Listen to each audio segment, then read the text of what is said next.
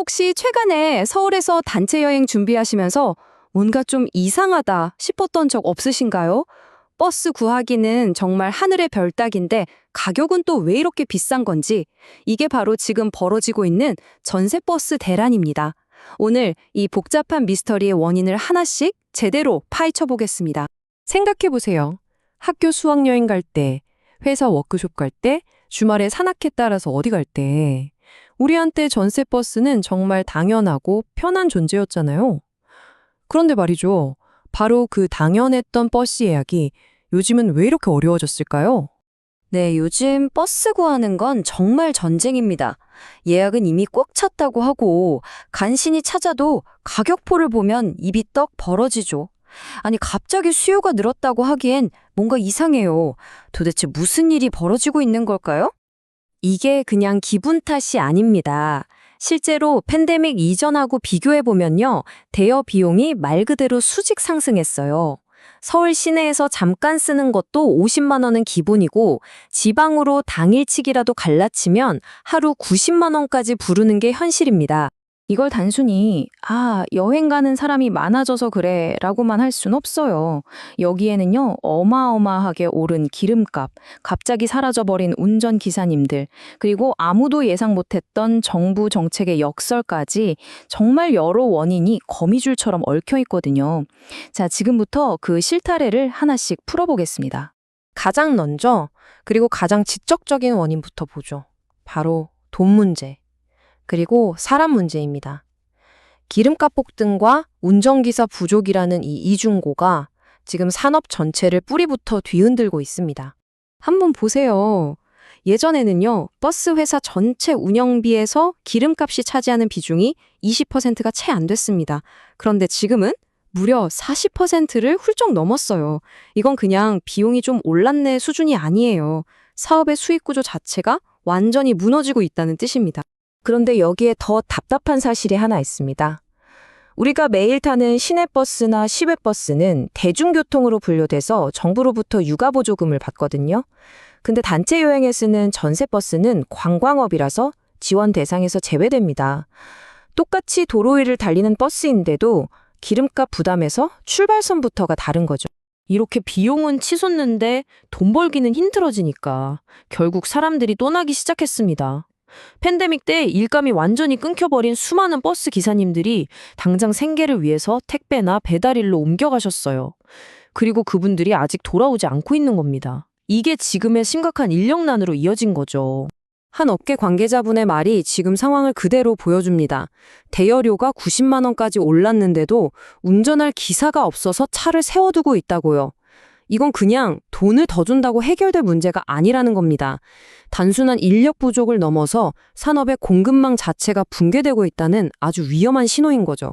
그러면 왜 기사님들은 돌아오지 않는 걸까요?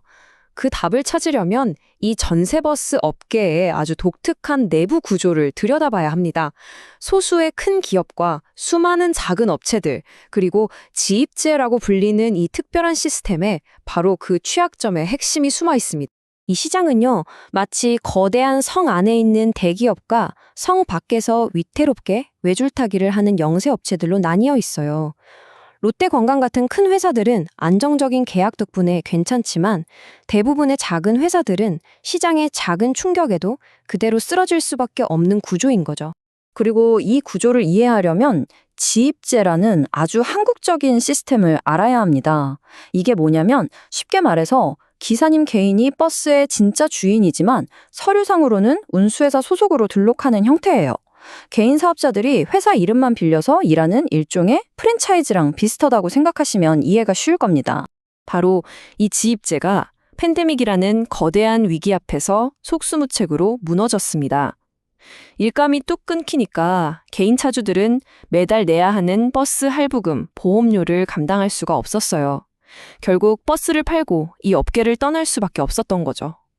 시스템의 가장 아래, 가장 약한 고리부터 끊어져 나간 겁니다. 자, 그런데 말이죠. 이 모든 문제들 뒤에는 정말 예상치 못했던 더 큰 반전이 숨어 있습니다. 바로 시장을 안정시키려고 만든 정부의 규제가 의도치 않게 지금의 이 버스 대란을 더 부채질하고 있다는 사실입니다. 이야기는 팬데믹 이전으로 거슬러 올라갑니다. 당시 정부는 전세버스 시장에 버스가 너무 많아서 과잉 경쟁이 벌어진다고 봤어요. 그래서 시장을 안정시키겠다며 신규 버스 등록을 막는 총량제를 시행했습니다. 의도는 좋았죠.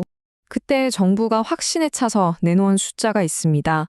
시장에 필요한 버스보다 무려 2,382대가 남아돈다는 거였죠. 그리고 바로 이 숫자 하나가 오늘날 이 엄청난 버스 대란을 일으키는 나비 효과가 될 줄은 그땐 아무도 몰랐습니다.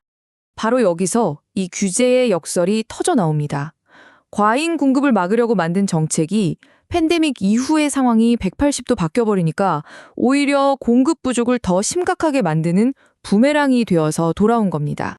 이런 복잡하고 뒤엉킨 상황이 실제 시장에서는 그럼 어떻게 나타나고 있을까요? 아주 재미있는 사례가 하나 있습니다. 똑같은 45인승 버스 한 대가요. 아침에는 완벽하게 합법인 통학버스로 다니다가 주말이 되면 불법 논란이 있는 등산버스로 변신하는 현실입니다. 이 둘을 나누는 법적 기준은 사실 아주 명확해요.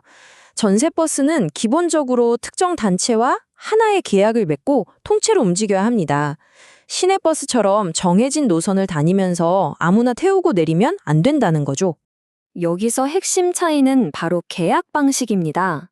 통학버스는 학교와 하나의 운송 계약을 맺으니까 합법이죠. 하지만 등산버스는 앱을 통해서 모인 서로 모르는 사람들에게 좌석을 하나씩 팔잖아요. 바로 이 지점에서 이거 불법 아니야? 라는 논란이 시작되는 겁니다. 최근에 등산객들 사이에서 정말 인기 많은 앱들이 바로 이 딜레마의 한가운데에 서 있습니다. 앱으로 개별적으로 좌석을 예매하고 매주 토요일 아침이면 서울에서 설악산으로 가는 것처럼 특정 노선을 반복 운행하는 것. 이건 현행법상 불법 노선 운행으로 해석될 소지가 굉장히 높습니다. 자, 지금까지 비용, 인력, 구조, 그리고 규제라는 네 가지 문제가 어떻게 얽히고 설켜서 이 대란을 만들었는지 쭉 살펴봤습니다. 그렇다면 과연 이 버스의 다음 목적지는 어디가 되어야 할까요? 해법의 핵심은 결국 규제와 기술의 조화에 있습니다. 등산앱 같은 새로운 기술을 무조건 맡기만 할 게 아니라 승객의 수요에 따라서 실시간으로 노선을 바꾸는 수요응답형 버스처럼 새로운 길을 열어줘야 한다는 목소리가 높습니다. 단순히 버스를 빌려주는 걸 넘어서 데이터를 기반으로 최적의 이동 서비스를 제공하는 이른바 서비스형 모빌리티로 진화해야 한다는 거죠. 낡은 규제와 새로운 기술, 그 교차로에 지금 전세버스가 서 있습니다. 우리가 그저 단체 여행 갈 때나 타는 버스라고 생각했던 이 평범한 존재가 어쩌면 우리 모두의 이동 방식에 대한 미래를 묻고 있는지도 모릅니다. 여러분의 생각은 어떠신가요?